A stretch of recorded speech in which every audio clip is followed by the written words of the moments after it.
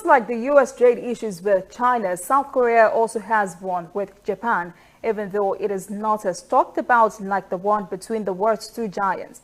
South Korean firms are seeking new opportunities with Japan, trade row or not. This factory produces ball bearings and other precision components used in industrial machinery and robots.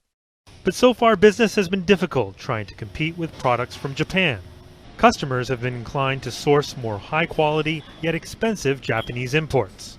But ever since Japan removed South Korea from its so-called trade whitelist of preferred nations, business has been on the rise. In the past, customers were very picky and demanded higher quality on par with Japanese products and lower costs. That made it extremely difficult to supply our clients. Thankfully, we now have the opportunity to enter the market with an alternative product. The South Korean government is doing all it can to help local businesses. President Moon Jae-in has come out strongly against Japan for its export restrictions.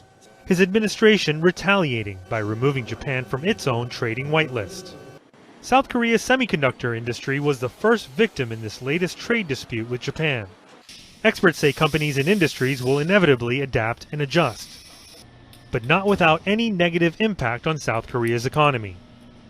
In the long term, we expect the damage to be less because the longer the time frame, the more time Koreans have to find replacements or develop its own domestic sources for these components.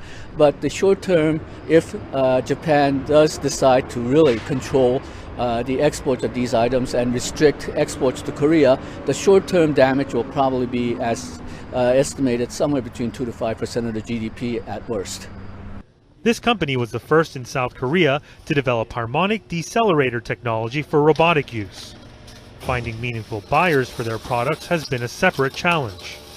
And amid a brewing trade dispute with Japan, it's a challenge they're willing to accept.